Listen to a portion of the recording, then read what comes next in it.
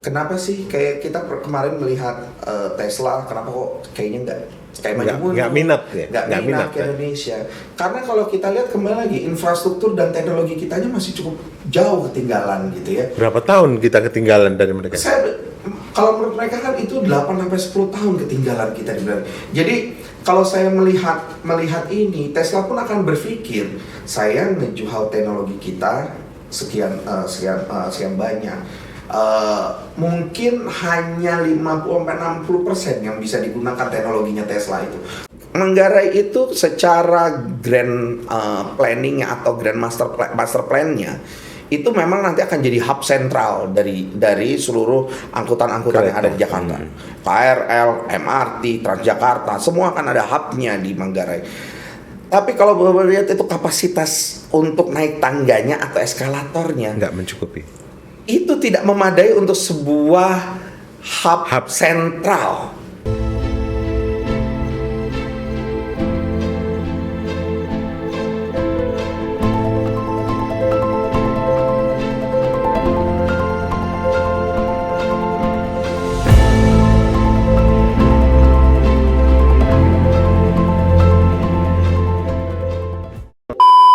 Selamat jumpa kembali di Kacamata Channel, teman-teman.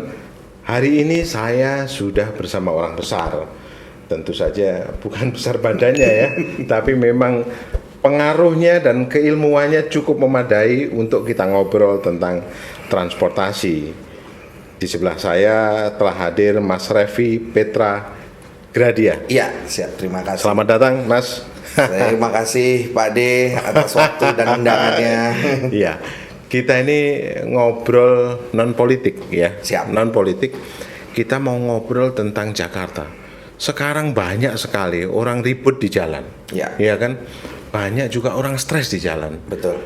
Tidak hanya mobil, bahkan kereta. Betul. Kemarin di medsos ada yang bilang bahwa saya memutuskan untuk resign dari pekerjaan karena tidak kuat menghadapi di stasiun apa tuh? Stasiun Manggarai. Iya. Sampai begitu. Betul. Gitu. Terus kita mau ngobrol tentang kualitas hidup, kualitas yang seperti apa. Betul. Gitu loh. Betul. Nah pertanyaannya adalah, saya nggak nyebut Anies atau Pak Heru. Siapapun menurut saya dia harus jadi dewa untuk bisa beresin Jakarta. Betul. Problemnya apa? Oke. Terima kasih Pak De, waktunya dan kesempatannya. Mungkin kalau kita berbicara tentang transportasi ya, khususnya Jakarta, kita paham bahwa Jakarta ini adalah kota besar, di mana populasinya kurang lebih 10-11 juta. Dan yang harus kita pahami juga dengan populasi sebesar itu, yang namanya transportasi atau pergerakan masyarakat itu bukan hanya di dalam Jakarta, tapi juga dari luar Jakarta. Yes. Kita bisa melihat bahwa Jakarta ini berkembang menjadi satu kota metropolitan atau yang bisa disebut kita Jabodetabek gitu ya, di mana hampir sebagian besar pergerakan itu ternyata hampir didominasi oleh pergerakan dari Bodetabeknya menuju ke Jakarta. Jadi ada beberapa survei itu terakhir saya survei dari BPTJ, kurang lebih total perjalanan di Jakarta itu hampir 50 juta dalam sehari. Di mana setengah lebih itu dari luar Jakarta. Dari urban ya? Dari urban. Jadi kita ngelihat Jakarta itu gini. Jakarta sebagai satu kota jelas dia sebagai urban. Tapi kota Jakarta sendiri karena dia sebagai kota metropolitan atau megapolitan yang dulu pernah Pak Sutioso mencanangkan itu, secara pergerakan kita tidak bisa melihat Jakarta hanya sebagai Jakarta saja. Tapi jadi semakin banyak pengelaju masuk Jakarta. Betul, semakin banyak pengelaju masuk. Kita bisa bayangkan dengan total pergerakan hampir 50 juta sehari, di mana setengahnya lebih itu dari luar Jakarta. Bapak bayangkan sekarang kalau kita berbicara angkutan umum nih, orang selalu berbicara sekarang Jakarta macet. Sebagian orang bilang ya udah daripada macet kenapa nggak naik angkutan umum gitu kan? Tadi disampaikan gitu. Lah sekarang kalau Bapak lihat, Pak De lihat itu adalah sekarang total daya angkut KRL sendiri itu memang 1 juta per hari. Mereka ada angkut. Transjakarta itu 800.000 saat ini per hari. Itu 2 juta Pak. Sisa lebihnya tadi 5 50 juta, 48 juta itu naik apa Pak? Mau apa? Naik angkutan pribadi Pak. Itu logika kita secara berpikir ya Jakarta ini. Jadi sekarang apalagi kita paham lah kemarin kita dengan 2 tahun habis pandemi orang-orang udah bekerja dari rumah dan sekarang dalam quote unquote pandemi sudah selesai, orang kembali lagi aktivitas seperti biasa. Orang pasti akan merasakan 2 tahun yang tadinya kita enak, 2 tahun ini kita nyaman di rumah, tiba-tiba harus bergerak lagi. Harusnya Itu kerja dari rumah ya yang kerja dari rumah harus ini semua, dan apalagi tuntutan juga mungkin dari pekerjaan kan, bahwa harus kembali ke kantor dan lain. Jadi kalau kita lihat kemacetan ini memang secara tidak langsung ya satu sisi merubah yang tadinya perilaku orang yang istilahnya sebelumnya mungkin nyaman di rumah, pergerakan ini tiba-tiba sekarang harus bergerak lagi Ya. yang pada akhirnya tingkat stres naik Pak. betul. Tingkat stres naik. Nah inilah yang menurut saya kenapa akhirnya masyarakat sekarang lebih sangat reaktif, sangat mereka lebih melihat faktor kenyamanannya terganggu. Lirik sedikit hancurkan. Lirik sedikit ajar. Gitu kan yang Kita bisa terjadi lihat kan gitu. selama ini Iya, viral Iya. gara-gara cuman nggak dikasih jalan. Iya. Akhirnya Klakson ditabrak aja. klakson, atau nggak ditabrak kayak kemarin Iya. kejadian di Senopati kalau nggak salah. Hal-hal ini yang memang berakibat ujung-ujungnya ke psikologis dari Yes, pengguna betul. sendiri. Mas Revi, kalau kita bilang dari studi terakhir Ya. Januari 2023 itu tingkat kemacetan sudah naik 50%, Betul. ya kan? Saya cuma bilang begini, ini siapa yang bisa ngatasin ya? Betul. Kalau Mas Revi kita tunjuk supaya itu apa formulanya kayak apa sih? Jadi, iya. Apalagi misalnya kemarin yang namanya mobil murah dibuka ininya agar banyak orang punya mobil, dikiranya punya mobil selesai persoalan. Ternyata pas sudah pakai mobil ketemunya Iya. macet. Ya, bagaimana itu? Jadi kalau kita lihat memang kita juga harus melihat dari satu sisi masyarakat sekarang itu kan cenderung dengan makin meningkatnya pendapatan, berarti dia sudah mulai melihat atau menilai segala sesuatu itu dengan kenyamanan. Yes. Iya kan? Kita lihat angkutan umum kita nih sekarang, angkutan umum kita di Jakarta, oke ada Transjakarta, ada MRT, ada Mikrotrans sebagai feedernya, dan mungkin nanti dalam waktu dekat ada LRT dan ada KRL juga. Kita paham dulu mungkin pemerintah pada waktu membangun infrastruktur ini, yang penting itu terbangun dulu dan itu terangkut. Nah sekarang orang dengan pendapatan kita di Jakarta ini yang cukup meningkat, menengah ke atas semua, mereka juga akan bilang, saya harus cari ke yang nyaman nih. Nyaman di mana? Nah, saya tidak bisa mencari ini di angkutan umum yang ada. Makanya kalau kita lihat pendekatannya Jonan waktu dia merevitalisasi KRL, itu yang didekati adalah bagaimana servis atau layanan KRL ini bisa kena ke perilaku dari penggunanya itu. Salah satunya dengan lifestyle. Dengan lifestyle kita cashless, dengan kita ini penggunaan itu, ternyata hal ini menjadi tepat sasaran orang-orang sekarang menjadi lebih lebih disebut enjoy. Karena lifestyle kan, kembali lagi ke lifestyle. Nah, kalau kita lihat memang kalau bisa kita katakan pengguna angkutan umum di Jakarta juga mungkin kalau secara proporsi masih belum terlalu besar ya, karena hampir sebagian masih tetap ke angkutan pribadi. Apalagi sekarang ada ojek online ya, yang quote unquote sebenarnya masih bisa kita katakan apakah di angkutan umum atau bukan, walaupun secara aturan di Permenhubnya sendiri mereka kan juga angkutan umum tapi berbasisnya seperti aplikasi dan lain-lain. Tapi kalau saya lihat ya hal-hal seperti ini yang menurut saya siapapun kepala daerahnya harus punya kebijakan yang memang pro terhadap angkutan umum. Karena apa? Kita bisa bayangkan kalau setiap orang sekarang menggunakan sepeda motor atau mobil ya, yang istilahnya satu orang satu mobil atau enggak motor satu orang satu motor, dirubah menjadi misalnya dalam satu angkutan umum publik di mana satu bus bisa mengangkut kurang lebih 40 orang. Bisa kita bayangkan mengkonversi yang tadinya ada 40 mobil sekarang menjadi satu bus. itu kan sudah perubahan yang signifikan. Nah, itu satu. Kedua adalah bagaimana kita mengintegrasikan angkutan umum itu sendiri. Selama ini kita selalu melihat ya udah MRT, KRL. Iya. Orang yang menggunakan MRT kalau mau nyambung ke KRL, mereka dulu suka bingung. Iya. Mau jalan jauh, akhirnya yang digunakan apa? Motor, ojek dan lain-lain, yang pada akhirnya meningkatkan juga kendaraan pribadi itu meningkat ya. Karena saya masih bilang bahwa ojek ataupun roda 2 ini kan sebenarnya bukan angkutan umum. Kalau saya pribadi ya, mohon maaf saya pribadi gitu ya.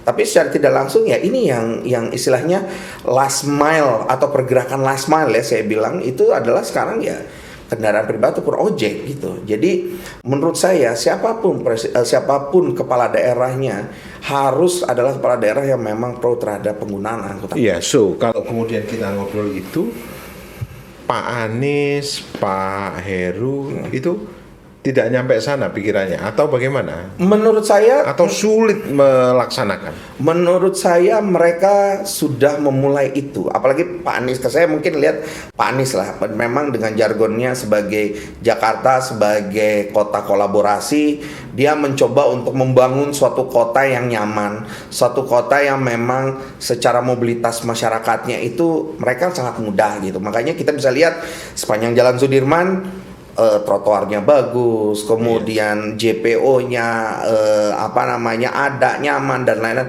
Menurut saya itu awalan ya, saya bilang awalan. Tapi hal ini karena quote unquote kerusakannya itu sudah berlangsung lama, pastinya perlu effort yang besar ya. Ya istilahnya ini kan barang yang sudah ada dan ini salah harus dibenarkan, pasti perlu waktu. Dan menurut saya nggak bisa hanya selesai dalam satu masa periode. Pak Heru kemarin bilang begini, kita akan beli bus listrik yang satu busnya harganya 800 juta, itu akan beli 21. Itu mungkin itu apa? Gaya-gayaan atau maksud saya kok nggak mendasar gitu loh maksud saya.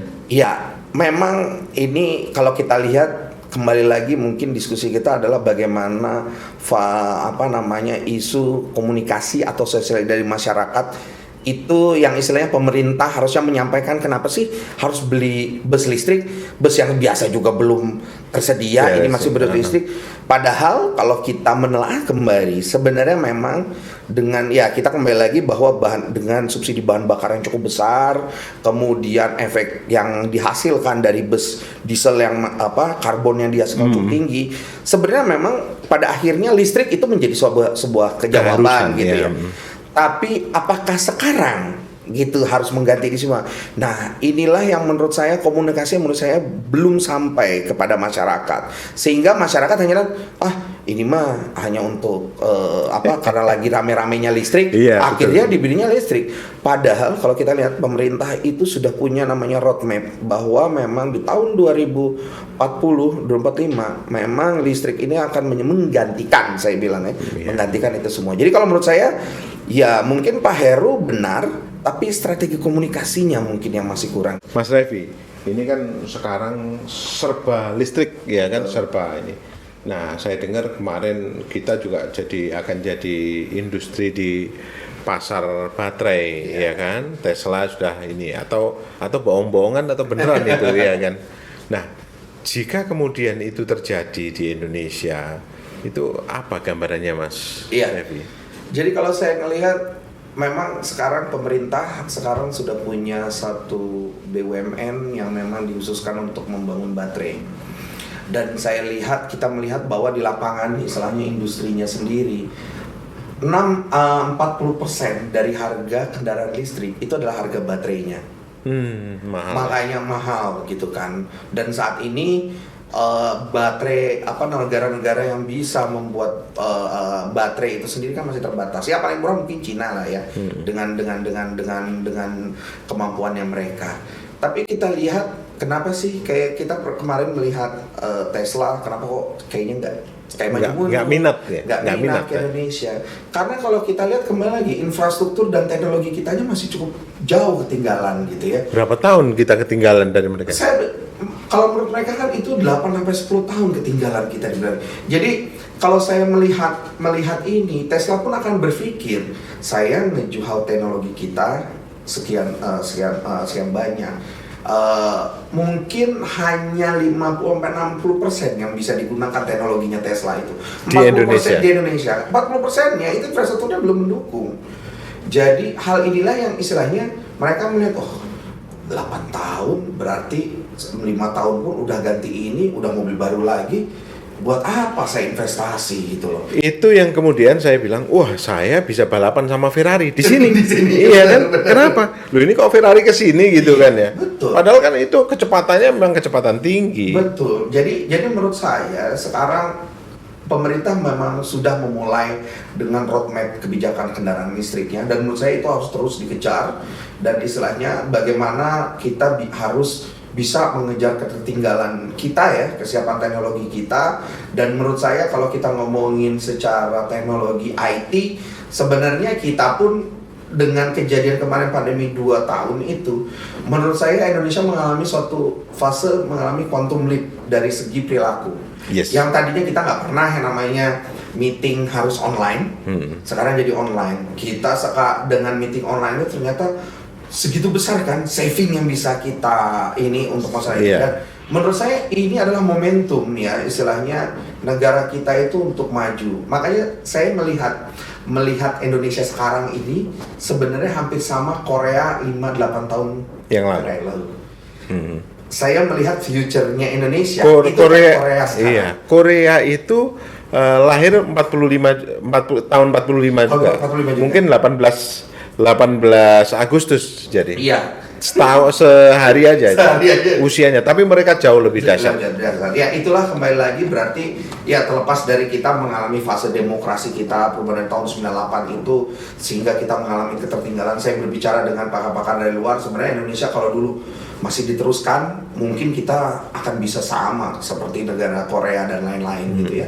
Kalau kemudian seandainya kita batasi lah, kemudian kita bikin benteng aja di Jakarta itu bahwa siapa yang boleh masuk ke apa namanya core-nya ibu kota dan tidak, itu juga tidak menjadi apa namanya, tidak menjadi solusi, akan jadi masalah gitu. Betul. Kan. Karena sekarang di mana-mana di jalan tikus pun macet. Betul. Iya. Betul. Saya dulu masih berpikir bahwa kalau jam-jam berapa saya ngambil selat jam.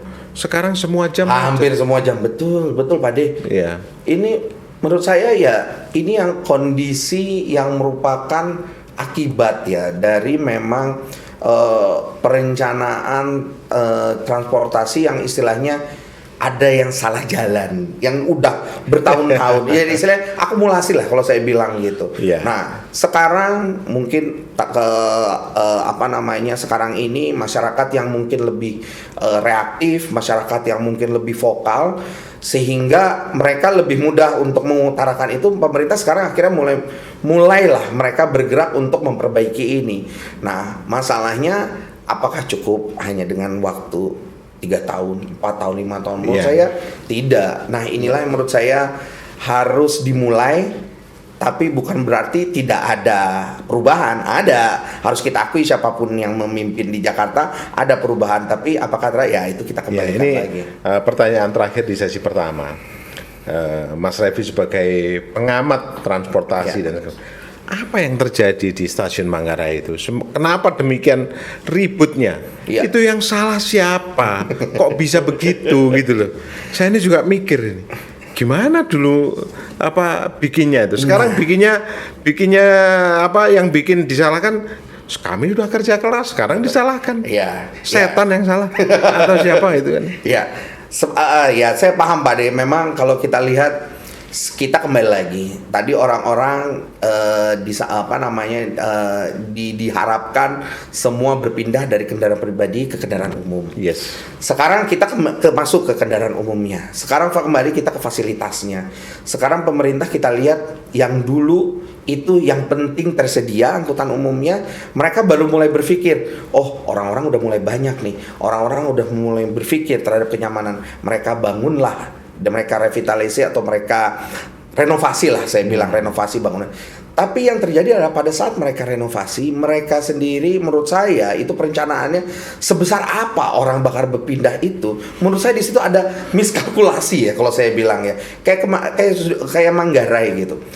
Manggarai itu secara grand planning atau grand master plan-nya itu memang nanti akan jadi hub sentral dari seluruh angkutan-angkutan yang ada di Jakarta. KRL, MRT, Transjakarta, semua akan ada hubnya di Manggarai. Tapi kalau Bapak lihat itu kapasitas untuk naik tangganya atau eskalatornya nggak mencukupi. Itu tidak memadai untuk sebuah hub sentral. Yang pada akhirnya orang-orang membayangkan, kita ngelihat tiap hari disuguhkan yang di sebenarnya tumpukan orang hanya untuk naik eskalator. Sampai pada akhirnya ya tadi Pak D juga bilang katanya Samba diprotes. Kenapa sih saya diprotes terus padahal saya udah mau nih? Menurut saya ya itulah menjadi kewajiban ya, karena mereka adalah penyedia layanan. Iyalah. Harusnya nggak boleh marah loh. Pejabat services kok. Harusnya mereka terima. Dan menurut saya kemarin juga di satu media akhirnya disampaikan akan dibangun kembali fasilitas untuk Ngabisin duit. Nah, kembalinya ke situ kan, Pak. Iya. Akhirnya tidak Senengnya efisien itu, kan iya. perencanaan anggaran kita, perencanaan budgeting kita. Contoh banyak sekali, bukan banyak lah, beberapa lapangan udara itu yang sudah triliunan di anggarannya, akhirnya nggak terpakai. Yang di Majalengka itu ya, seringkali betul. saya jalan ke sana nggak kepake. Ini enaknya ya bikin ini dan nggak di-impeach kayak nggak di apa, ya nanti kita beresin gitu. Iya. Duitnya itu loh. Iya. Nah kayak gini ini siapa yang salah coba? Pemerintah pusat, pemerintah. Kalau kita kembali ke Undang-Undang Otonomi Daerah, memang kalau kita berbicara administrasi ya, sebenarnya kalau di sektor darat itu sebenarnya sudah terbagi habis. Mana wali kota mempunyai kewajiban lingkupnya di kota, provinsi, antar kota, kabupaten, pusat, antar provinsi. Kalau saya lihat dengan adanya undang-undang otonomi ini, sebenarnya peran masing-masing daerah itu sebenarnya sudah terbagi habis di kabupaten kota. Cuman yang menjadi masalahnya itu adalah kabupaten kota ini kan mungkin ada kota yang kaya, ada kota yang ini dan lain-lain, yang pada akhirnya mereka pun butuh dukungan dari provinsi ataupun dari pemerintah pusat.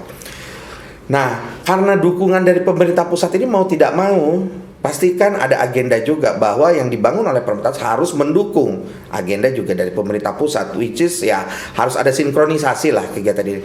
Menurut saya yang menjadi permasalahan itu adalah pada saat mereka melakukan sinkronisasi perencanaan proyek, baik itu pusat, provinsi, daerah. Di sini ada miss dalam arti kata mana sih yang menjadi prioritas dan mana sih yang harus dibangun dulu. Kayak contoh di Majalengka, itu kan isunya sebenarnya bandaranya udah terbangun, aksesnya belum siap. Itu dia, kok bisa kan? Itu pertanyaannya. Berarti pada saat mensinkronisasi yang dilihat hanya bandaranya aja. Oh perlu nih di sini. Apalagi Jawa Barat waktu itu dia bilang, ini saya penting harus ada bandara internasional penggantinya Hussein Sasranegara, karena Hussein Sasranegara itu lapangan udara bukan bandar udara gitu kan. Karena itu dikelola oleh TNI Udara. Nah, hal-hal seperti ini menurut saya menjadi satu kelemahan ya. Saya nggak bilang kesalahan, tapi saya bilang kelemahan karena pemerintah sekarang udah mulai memperbaiki kelemahannya gitu ya. Jadi masalah ini adalah di perencanaannya sendiri. Jadi pada saat sinkronisasi inilah kelemahan pemerintah kita, karena yaitu masing-masing daerah dengan otonominya merasa sebagai penguasa di daerahnya. Menjadi raja.